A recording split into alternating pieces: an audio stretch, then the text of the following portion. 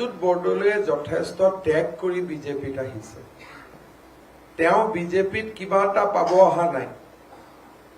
তেওঁ এজন present MP, আৰু এই MP জনে আমাৰ অনুগ্ৰহত হোৱা MP নহয়। তেওঁ নিজে MP হৈছিলে। 3.5 বছৰ তেওঁৰ কাৰ্যকাল বাকী আছে।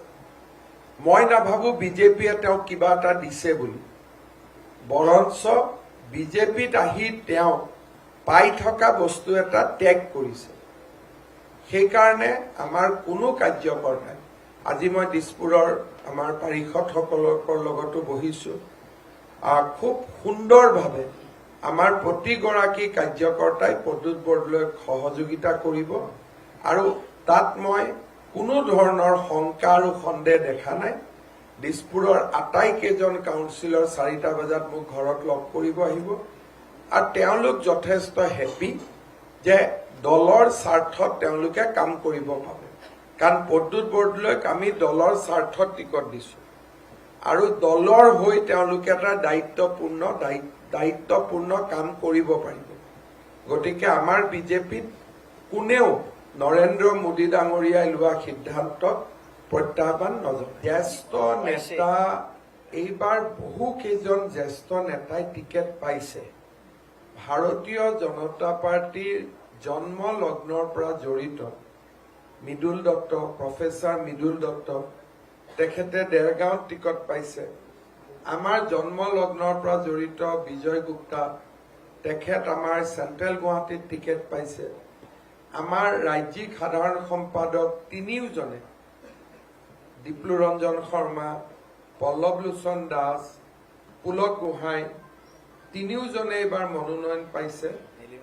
আমাৰ মহিলা মৰ্চাৰ সভাপতি নীলিমা দেৱীয়ে মনোনয়ন পাইছে। অৰ্থাৎ বাজপেয়ী ভৱনত দিনে নিশাই পৰিশ্ৰম কৰা সভাপতি ডাঙৰীয়াৰ নেতৃত্বত কেইবাগৰাকীও ব্যক্তি এইবাৰ দলীয় মনোনয়ন পাবলৈ সক্ষম হৈছে। সেই হিচাপৰ পৰা বিজেপিৰ ৰেংক এণ্ড ফাইলৰ প্ৰথমবাৰ ইমান পুৰণা মানুহে টিকেট পাইছে। আমাৰ দলত ইউজুৱেলি আমি কাৰো খুব প্ৰয়োজন নহলে আমাৰ পৰিয়ালৰ ইজনক সিজনক আমি টিকট নিদিওঁ। 88টা চিটত গোটেইকেইজন ব্যক্তিকে আমি টিকট দিছোঁ, যিসকলে আমাৰ গ্ৰাছৰুট পৰ্যায়ৰ পৰা কাম কৰি ওলাই আহিছে। ভাৰতীয় জনতা পাৰ্টিৰ এইবাৰ প্ৰকাশিত তালিকাত আমাৰ যুৱ প্ৰজন্মক আমি বিশেষভাৱে অগ্ৰাধিকাৰ দিছোঁ। পশ্চিম গোৱালপাৰা সমষ্টিত আমাৰ যুৱ নেতা পবিত্ৰ ৰাভা, বকোত হিমাংশু শেখৰ বৈশ্য, পলাশবাৰীত আমাৰ ৰংগানদীত ঋষিৰাজ হাজৰিকা, হাইলাকান্দিত ডক্টৰ মিলন দাস, হাফলঙত শ্ৰীমতী ৰূপালী লাংথাচা, আৰু আমাৰ বিহালীত মুনীন্দ্ৰ দাস, আমি আৰু তিতাবৰত ধীৰাজ গোৱালা, বকোত ৰাজু মেছ, বহু কেইজন এইবাৰ প্ৰথমবাৰৰ বাবে, এটা তামোলপুৰত ভিক্টৰ দাস গোৰেশ্বৰ, বহু কেইজন যুৱ নেতাই এইবাৰ প্ৰাৰ্থিত্ব লাভ কৰিছে।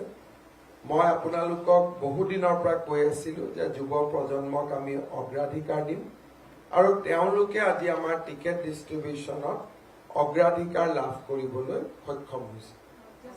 ভাৰতীয় জনতা পাৰ্টিৰ গোটেই কথাটো হ'ল যে আমি গ্ৰাছৰুটত টিকট দিয়া। যদি কোনোবা আমাৰ পৰিয়ালৰ টিকেটো পায়, তেওঁলোকে কাম কৰা মানুহে টিকট পাব, পৰিয়াল বুলি টিকট নাপায়। আজি যদি কাৰোবাৰ ল'ৰা ছোৱালী বা পৰিয়ালে গ্ৰাছৰুটৰ পৰা কাম কৰে, সি এটা বেলেগ। কিন্তু 88টা চিটত আমাৰ কোনো ধৰণৰ কাৰো ৰিলেটিভো ইয়াত নাই।